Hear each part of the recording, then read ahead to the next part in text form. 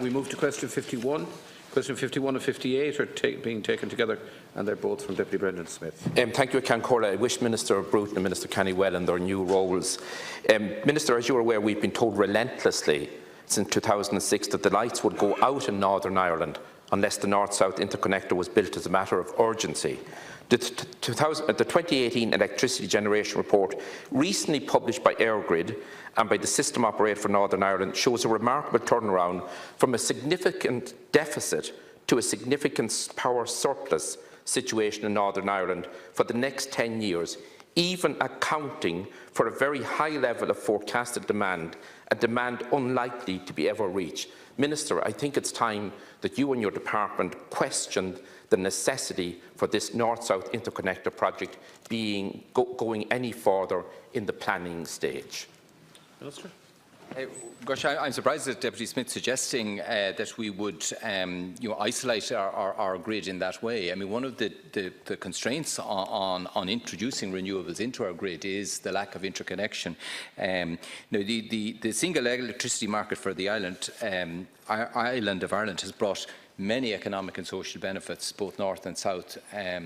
It depends on the degree of interconnection. Currently, there's just 300 megawatts of electricity supply across the existing North-South Interconnector is permitted so as to ensure the electricity is securely provided to customers. The new North-South Interconnector will facilitate substantial increases in capacity transfers, thereby facilitating a more effective single electricity market. Interconnection helps ensure that only the most efficient and low-carbon generation is brought into the grid. The interconnector also substantially increases the capacity to connect up to an estimated 900 megawatts of renewables to our grid. Currently, 30% of our electricity comes from renewables, but as part of our strategy to meet our climate commitments, we need to almost double that proportion, as Deputy Kenny was outlining there. The North-South Interconnector has been subject of economic analysis, and the benefit-to-cost ratio is very positive. The interconnector is expected to bring savings in the single electricity market of 20 million per annum from its inception, rising to between 40 and 60 million per annum by 2030. Much of these savings result from reductions in network constraints that will accrue from its delivery. The project has received planning consent in Ireland and Northern Ireland. However, these decisions are subject to ongoing legal challenges in both jurisdictions. The development of the interconnector, including associated procurement activities, are operational matters for EirGrid and ESB networks. The generation capacity statement of 2018 covers both Northern Ireland and Ireland and is produced jointly between the systems operator of Northern Ireland and EirGrid.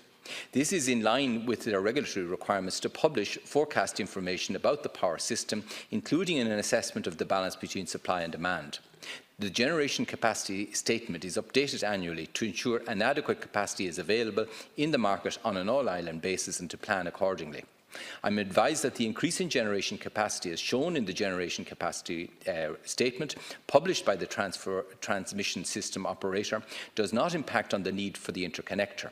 It's also important to note that the increase in Northern Ireland generation capacity shown is likely to be temporary in nature.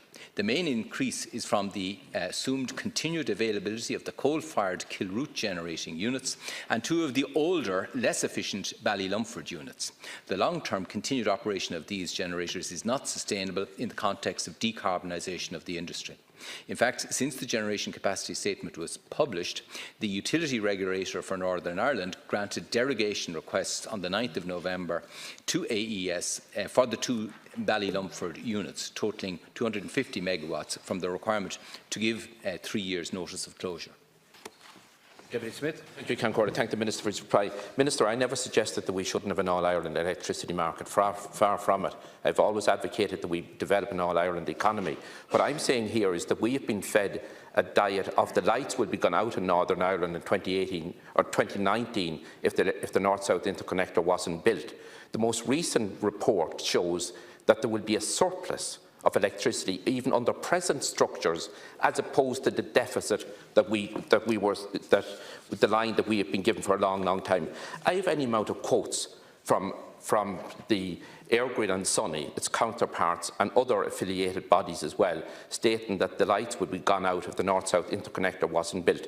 Minister, you're fully aware, I'm sure, of the grave concern in communities in Monaghan, Cavan and in your home county of Meath in relation to the actions of Airgrid, in relation to the bullying manner in which this project has been proposed all along. We had the farce of an oral hearing by Bord Pleanála, where all of us in this House, regardless of political parties and local public representatives as well, made detailed oral presentations at those hearings. We might as well have been talking to ourselves at home.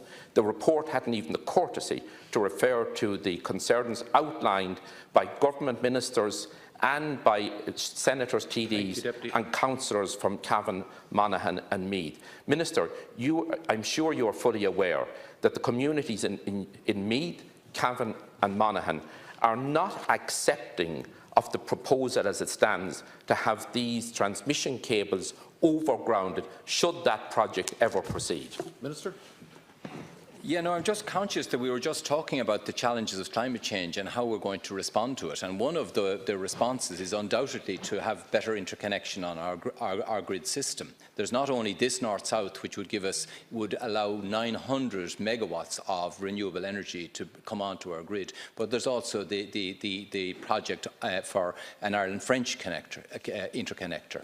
We need interconnection if we're to have an electricity market that is capable of decarbonisation. So this is an absolute challenge for us as a nation to deal with this. Now, I accept that any change is challenging, and like I haven't been involved in the planning process, but I do know from others that they felt very strongly. But the planning process has been set up to be independent of the political system, and that was done for a very, very good reason. And I'm round long enough to know why it was done. So we have to respect the independence of our planning system. But as I explained in the parliamentary reply to you there, the reason why there is capacity to meet demand at the moment and you're not going to have lights going out is because of the extended life of coal-burning stations, two of which are now, if you like, slotted down to close. So, of course, there will be contingencies to keep the lights on. But, in terms of planning a long-term grid for the future, interconnection is essential. Thank you, I can't quote it. Thank the Minister. Minister, I wouldn't question the need for an independent planning system. We all are aware fully of the need for that and the way it works. But when members of government and members of the Oireachtas and public representatives of members of local authorities, when they go to the bother of making detailed presentations at oral hearings, you would think the inspector's report would at least refer to them or take some cognizance of the views of elected people. Those bodies may be removed from the political system, but they just can't disregard public representatives either. And Minister, one other thing that may not be in your brief, but I'd like to bring it to your attention as well, is that as you referred to, Bord Pleanála gave the approval in December 2016, and that approval carried 9 conditions. The local communities in Meath, Cavan and Monaghan have stated all along that the Airgrid could not proceed without breaching those conditions laid down by Bord Pleanála. But Airgrid has passed the ball on to the ESB to meet with all local authorities to force them to bend and sign off on the conditions. Now, all local authorities, planning executives met the ESB on the 6th of September, and our position and the position of local community groups who have been very active on this issue over a number of years is that the ESB has no right to meet with local authorities at this stage in relation to this particular project. It's an Airgrid project and not an ESB project. And Minister, I would like if you would have that matter investigated in your own department as well. Minister, thank you. Well, first of all, I mean, if you're going to have an independent planning process, you can't treat the representations of ministers or TDs in some better fashion than anyone else. The point of having an independent one is it's not open to influence by political.